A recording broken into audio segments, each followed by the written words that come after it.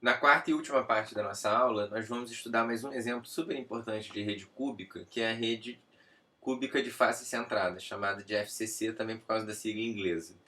A ideia é que se você pega uma rede cúbica simples e no centro das faces do cubo, ou seja, em cada uma das 6 faces, você coloca um átomo, um sítio da rede, então você tem uma rede FCC. A representação planificada dessa rede é a que está representada aqui ao lado. Então os pontos em preto, novamente, são pontos que estão em Z igual a 0, mais ou menos A, mais ou menos 2A e assim por diante, tá certo? Lembrando que o eixo Z, assim como a gente definiu no último caso, é o eixo vertical. E os pontos azuis estão em mais ou menos A sobre 2, mais ou menos 3A sobre 2 e assim por diante. Novamente, ao se deparar com a rede FCC, a gente poderia se perguntar se ela é uma rede de Bravais. E porque parece que os pontos na face veem um mundo diferente dos pontos que estão nos vértices. No entanto, isso novamente não é verdade. Se você representa várias células, você consegue ver. Porque, da mesma maneira como se você pegar esse cubo pontilhado aqui, você pensa que os pontos azuis estão na face dos cubos, estão no centro das faces, e os pretos estão nos vértices, né? E, bom, com um preto aqui no centro. Se você pega, por outro lado, por exemplo, esse cubo daqui, você vê o contrário. Então, os pontos em azul que estavam no centro das faces anteriormente passam a estar no vértice, e os pontos pretos que estavam nos vértices passam a estar nos centros das faces. Então, você vê que realmente é uma questão de ponto de vista, quem está no centro das faces e quem está nos vértices. O mundo que cada um dos pontos vê é exatamente o mesmo. Então, a rede FCC é uma rede de Bravais. E uma escolha simétrica de vetores primitivos é essa escolha daqui, que vai de um ponto para os centros das faces. Então, por exemplo, esse A' corresponde ao andar A sobre 2, onde A é o lado do cubo, né? A sobre 2 na direção Y, depois A sobre 2 na direção X. Então, esse daqui é o A'. Se eu fizer a mesma coisa, você obtém o B' e o C'. Então, peço para vocês verificarem explicitamente que a rede FCC é uma rede de Bravais e que, de fato, combinações inteiras desses três vetores produzem todos os pontos da rede FCC, tá ok? Com esses três pontos, você pode definir a célula primitiva, e que, novamente, é uma célula que não interessante no sentido que ela não tem as simetrias da rede FCC, assim como a gente discutiu lá no caso da rede BCC. Então, também aqui é conveniente a gente lidar com a célula unitária convencional. Nota que a célula unitária convencional, de novo, ela tem 8 pontos no vértice. Cada um desses pontos está em 8 cubos, então eles só contam com 1/8 para cada cubo. Só que, além disso, a gente agora tem 6 pontos nas faces.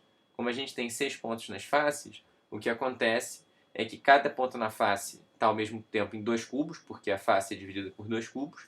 Então, cada ponto nas faces conta como meio, de maneira que essa célula unitária convencional tem 4 pontos da rede e é, portanto, 4 vezes maior do que a célula unitária primitiva. Novamente, você pode calcular qual é o número de coordenação dessa rede. Então, nota que, dado um ponto aqui, quais são os vizinhos mais próximos dele? Bom, esse ponto daqui está a uma distância dele que você pode calcular lá por geometria básica, né? Vai dar a raiz de 2 sobre 2, que é a diagonal de um quadrado. Só que esse ponto em azul daqui, ele não está no mesmo plano horizontal. No entanto, ele também, se você ligar esses dois, essa distância daqui é A sobre 2, só que o ponto azul está A sobre 2 para fora do plano do computador, né? Então, a distância desse ponto para esse também é a raiz de 2 sobre 2. Então, esse ponto ele tem como primeiros vizinhos 4 pontos pretos, tá? E aí ele tem 4 azuis em cima, em A sobre 2, e depois tem 4 azuis embaixo, em menos A sobre 2. Então ele tem 12 primeiros vizinhos. Então você vê que essa realmente é a rede cúbica mais densa das que a gente estudou. Na verdade, ela é a rede cúbica mais densa de todas. E, na verdade, ela é a rede mais densa de todas, mesmo sem ser cúbica, embora tem uma outra rede, que depois eu vou comentar, que também tem a mesma densidade. Mas essa é a rede mais densa cúbica que a gente tem, e a gente pode calcular para ela também encontrar a célula de Wigner-Seitz. Tem 12 primeiros vizinhos. Se você faz aqui a análise, você vai ver que a célula de Wigner-Seitz vai ser um dodecaedro rômbico, né? Então não é à toa, os 12 primeiros vizinhos vão dar aqui, tá ligado com o fato de ser um dodecaedro. Peço para vocês pausarem o vídeo e tentarem visualizar isso. Qualquer coisa a gente discute na nossa aula presencial. Então a rede FCC, como é uma rede muito compacta, os materiais mais densos eles têm a estrutura da rede FCC e tem vários exemplos na natureza. Então por exemplo, é o cobre, que vai ter aqui parâmetro de rede também da ordem de Angstrom, né, que são 361 picômetros. Um outro exemplo bem interessante é o cloreto de sódio. A gente em geral vê ele também na forma de pó, porque ele é muito quebradiço, mas na forma cristalina ele assume essa forma daqui, por exemplo. E é um cristal em que esse Azinho é também da ordem de Angstrom, são 564 picômetros, tá? E nota que se você olha ingenuamente, pode parecer que o cloreto de sódio tem a estrutura de uma rede cúbica simples. No entanto, como eu tenho dois tipos de átomo, novamente tem que tomar cuidado. Se você olha só para os átomos de cloro, por exemplo, você vai ver que os átomos de cloro formam uma rede FCC, tá? Porque eu tenho aqui uma cúbica simples com átomos no centro das faces. Então a rede de Bravais subjacente ao cloreto de sódio é uma rede FCC e eu tenho que suplementar com uma base, tá? Analogamente, também posso dizer que os sódios sozinhos formam uma rede FCC e aí você tem que suplementar botando a base que vai indicar onde os cloros estão. Então esse é um outro exemplo de rede FCC. Um outro exemplo também importante é a rede do diamante. A rede do diamante não é uma rede de Bravais, ela é chamada de rede do diamante, justamente. Tem outros materiais que têm essa mesma rede. Então ela está ilustrada aqui na figura, tá? Essa rede vocês podem verificar que não é uma rede de Bravais. Então esses pontos que estão aqui, eles não são equivalentes a esses pontos daqui, ou seja, a vizinhança que eles vêm é diferente, vocês podem verificar isso.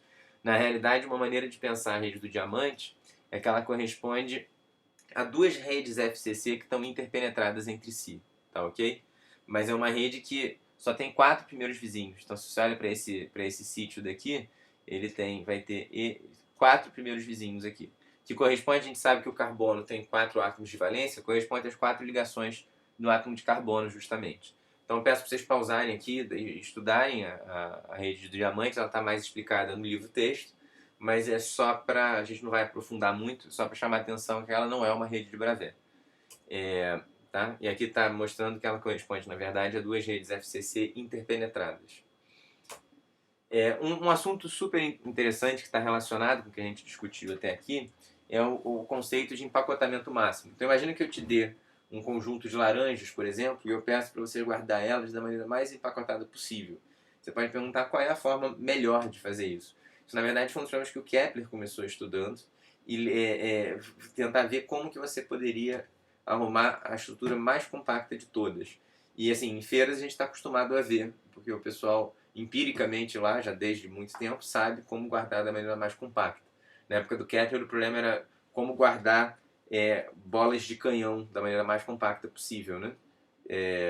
Enfim. E aí, na realidade, uma das maneiras mais compactas que existem duas que são as maneiras mais compactas de todas, e uma é justamente o que a gente, matéria condensada, chama de BCC. Então aqui essa estrutura, ela está numa estrutura BCC, não, BCC não, desculpa, FCC.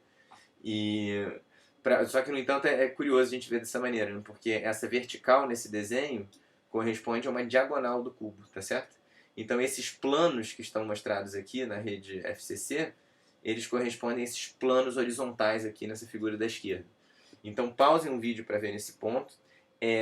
Eu vou deixar como material adicional da aula um vídeo que ilustra isso um pouco melhor, e também eu vou deixar um site que vocês podem estudar melhor essas estruturas tridimensionais todas, rodar elas e ganhar uma intuição tridimensional do que está acontecendo. Tá ok? Existe, na verdade, uma outra forma de empacotar que dá a mesma densidade, que é essa que está ilustrada aqui na figura, que é chamado empacotamento HCP. Esse HCP significa Hexagonal Close Packing, mas ela não é uma rede de Bravais. Tá? Então a rede de Bravais mais densa de todas é a rede BCC. Então peço para vocês darem uma lida no livro da rede HCP, mas ela não vai aparecer no nosso curso. Tá? Vamos nos focar nas redes cúbicas como uma primeira abordagem na matéria condensada. Mas eu peço para vocês darem uma lida na rede HCP porque ela também é extremamente presente e ela é interessante porque ela não é uma rede de Bravais, tá certo? Ela corresponde a duas redes de Bravais hexagonais interpenetradas. Então peço para vocês olharem lá no livro de vocês. Mas é interessante que essa questão do empacotamento, quando o Kepler estudou, ele conjecturou, que é chamado de conjectura de Kepler, que as redes mais densas possíveis eram justamente a rede FCC e a HCP. E para redes periódicas isso foi demonstrado por Gauss. No entanto, para você provar que isso é o maior empacotamento possível, mesmo para redes não periódicas, isso é super difícil de você abordar matematicamente. E o artigo que demonstrou isso, matematicamente, só foi publicado em 2017. Então, uma conjectura que levou séculos para ser demonstrada. Então, esse problema de empacotamento é um problema muito rico e tem coisas, inclusive, atuais sendo feitas, mesmo no contexto de matéria condensada mole e tal. Enfim, depois que a gente tiver curiosidade, a gente pode discutir isso melhor. Por fim, fazer só alguns comentários finais. Como a gente discutiu já nas aulas anteriores, a razão da gente ordenar a matéria é uma razão de ordem energética. Isso não é tudo que manda no mundo, porque a gente viu que, ao mesmo tempo que é energeticamente favorável você ordenar, é entropicamente desfavorável. Então você vai favorecer a energia essencialmente para temperaturas baixas, mas existe um ganho energético em você ordenar a matéria. No entanto, é um certo tanto surpreendente que os sólidos existam na prática, porque os sólidos, nessas estruturas ordenadas que minimizam energia, elas são muito densas. Elas têm uma densidade típica da ordem de 10 a 24 átomos por centímetro cúbico. Isso é 10 a 28 vezes maior do que a densidade média do universo. Então, para você, na Terra a gente está acostumado, a gente vê sólido para todo lado que a gente olha. Mas isso na escala do universo realmente é uma coisa muito particular, ou seja, por mais que tenha muitos sólidos na Terra, é muito até surpreendente, no certo sentido, que eles se formem em primeiro lugar.